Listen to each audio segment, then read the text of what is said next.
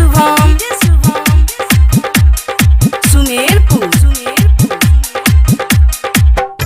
कि तोरा गइला के बाद कौन से तो होई रे, तोरा गइला के बाद कौन से तो होई रे पगली, होइते घरे होलिया में भेंट होई रे पगली, होइते घरे होलिया में भेंट होई रे।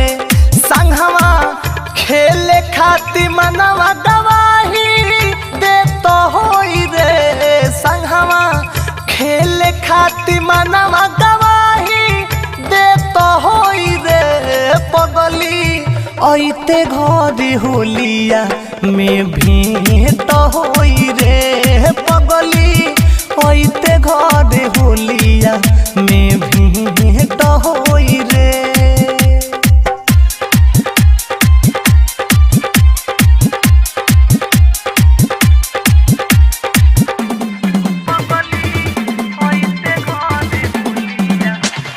डीजे शुभम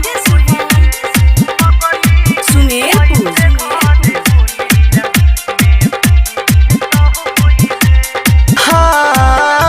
हर साल डलले रंगवा रहले कुमारे, हे साल रंगइबे अपना सैया के दुआरे।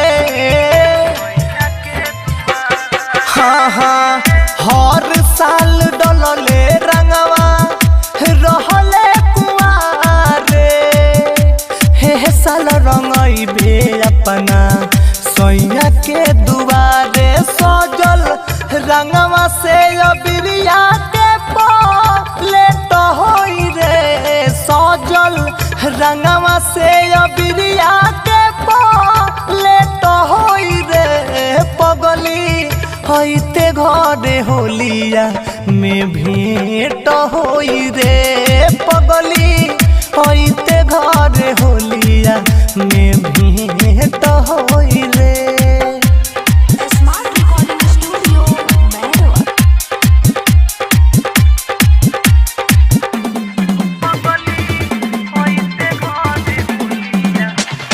डीजे शुभम सुमेरपुर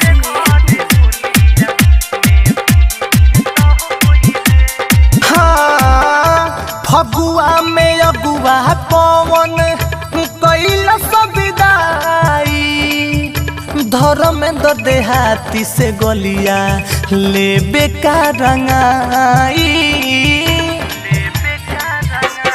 हाँ फगुआ में अगुआ कौन कैल सविदाई, धर्मेंद्र देहाती से गलिया लेबे का रंगाई। सुनो पर काश से नायब बेट होई रे, सुनो कमल कांत से नायब बेट होई रे पगली, होइते घरे होलिया में भेंट होई रे पगली,